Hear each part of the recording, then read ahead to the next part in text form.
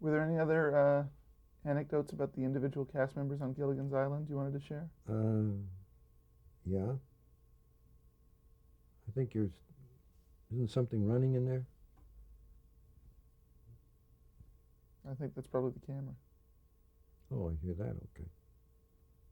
I guess I have good hearing. If that's not running, then we have a problem. Then we're just chatting. So, did any other anecdotes about individual cast members on Gilligan's Island? Yeah, Tina Louise, who was very uncomfortable in the show because of the bad start she had, which I explained before, Mm-hmm. and refused to do Rescue from Gilligan's Island because she wanted no participation in the show anymore.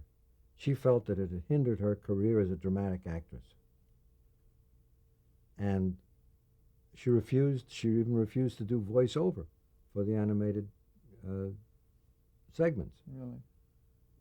And she wasn't mad at me, she was mad at the show because it just stuck her in a stereotype. And she never quite understood the impact of the show until one day she told me she was having dinner at an Italian restaurant not too far from here, and a woman came up to her and said, "Miss Louise, I know it's wrong to interrupt stars or actors, when they're eating, but before I leave, there's something I must tell you." So Tina said, "What's that?" And she said, "My husband is dying of cancer. He's in the hospital, and they have exhausted all kinds of medications to ease the pain, except one thing. He loves you, and he watches Gilligan's Island. We've taped a lot of the shows, and we tape them, and he sits and watches you, and that's the only thing that overcomes the pain."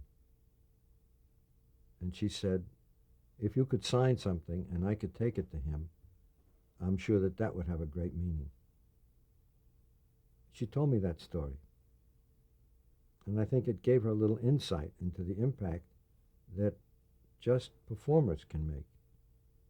And I've seen that impact. I saw it with the skipper. Alan Hale and I used to go with some regularity, and other performers. I've gone there with Florence Henderson. In fact, there is a Brady Bunch waiting room at Children's Hospital, which my wife and I have contributed. We built that room. And it's called the Brady Bunch waiting room. And we have a room at Orthopedic Hospital, which is called the Gilligan's Island waiting room. Because it was my theory, which I've discussed with doctors, when a child comes to a hospital, it's an awesome sight. And it's sterile and it's unfriendly. And doctors and nurses, and it's scary. So I figure if I call the rooms that and we put pictures of the stars around the room, and they thought that was a terrific idea. And so both rooms have pictures of the cast around the room, big pictures, which Lou and Norm, their company, did for me. I told them what the purpose was. So they had big things. And so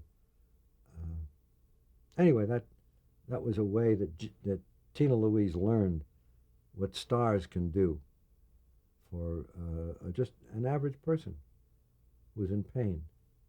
And again, coming back to the recurring theme of the ongoing impact of television and Oh, programs. it's so intense, Mm. the relationship between people and their favorite shows.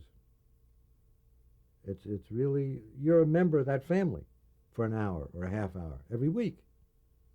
And that's a tremendous tie. I have one question though. In the Gilligan's Island waiting room, can people ever get out of that waiting room? Yes. Just a thought. It's not an island, it's just a waiting room. Oh, okay. Just checking. A couple of programmers wanted to talk about. First, Fred Silverman. A a guy who generally knew what the public wanted, but I don't think he really left a legacy. I don't think that he never invented a structure to his shows. Sometimes they were very strong shows, sometimes they weren't. And he's a nice guy, and I just don't think that he had the devotion to the medium that Brandon Tartikoff had, for example, and who exercised that devotion in a substantial way by programming in a certain way. Jim Aubrey, whom I had a lot of fights with, nevertheless was the only other programmer who invented a way to keep an audience. He and I think Brandon Tartikoff rank about equal in that department, although they approached it differently. Well, since we've lost both men recently, why don't you share with me some reminiscences of Brandon Tartikoff? Brandon was the most touchable of any executive I ever met. There was no wall between him and you because he was the head of a network. He would talk to a secretary, not his secretary, any person that he'd liable to come in contact with on a one-to-one basis, just as he would with the President of the United States. There was no indication that he was a big executive, ever.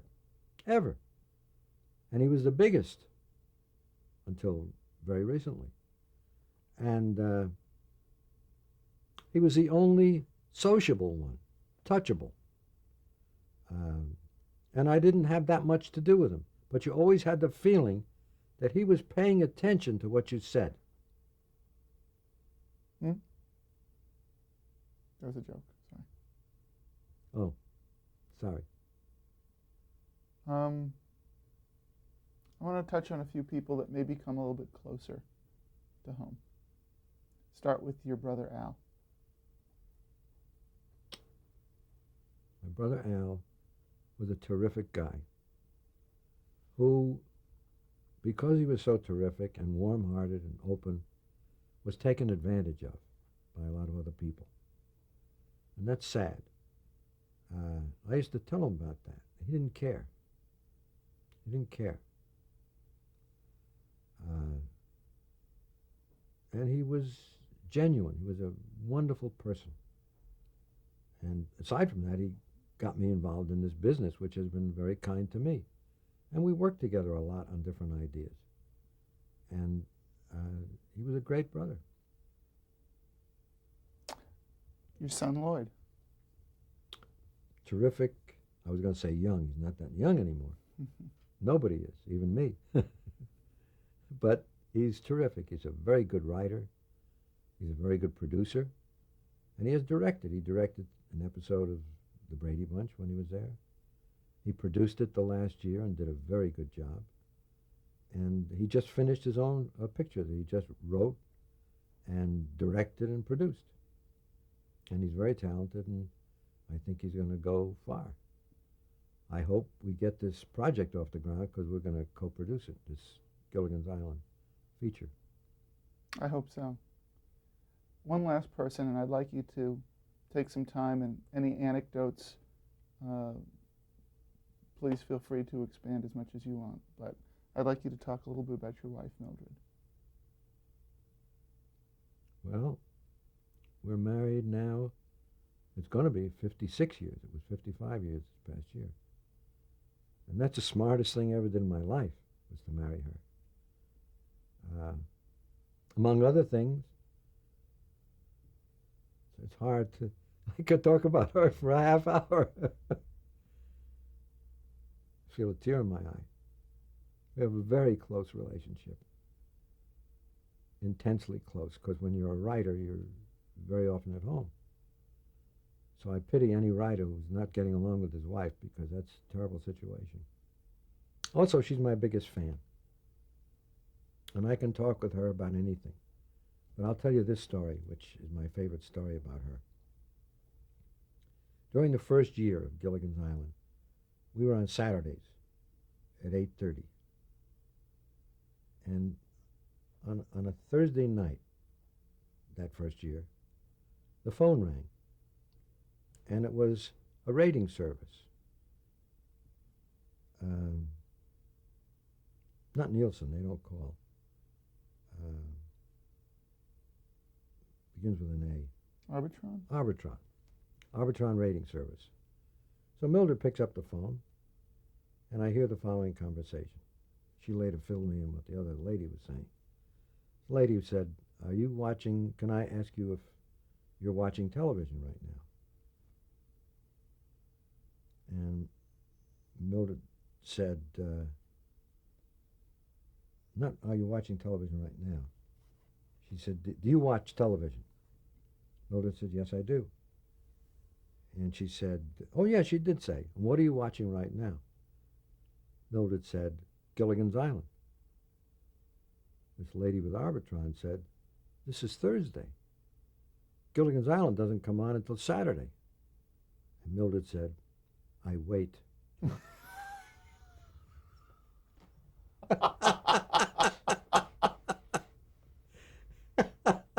That's very funny. Now, I don't know what that lady made of that, but she wasn't going to give anybody else credit except Gilligan's Island, my show. That's wonderful. Well, I know that that support system is very essential to anybody in a creative field. Are there any stories of maybe lean or difficult times where you could provide some insight how that relationship helps to keep you going? We keep each other going all the time. We laugh a lot. We enjoy each other. I'll tell you a story. For instance, one of our sons, this is many, many years ago when they were little, and we weren't in this house, actually, it was a different house. And he had to go to the bathroom at night. And so instead of making a right turn to go to the bathroom, made a left turn. He came into our room. And so he stands right next to Mildred. She was on that side of the bed. And he pees all over her. And she said to me,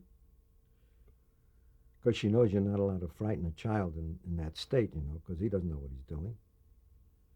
So she said to me quietly, she said, "What do you think I should do?" So I said, "Well, for one thing, I'd keep my mouth shut."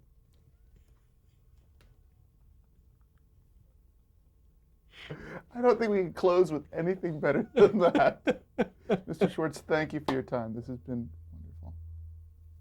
My pleasure. Thank you. My pleasure. I have an easy time with these things because I only speak the truth. I don't have to remember a lie I told once or anything. I just say what I mean, and I say it, and that's easy. Well, when the truth is this interesting, why embellish?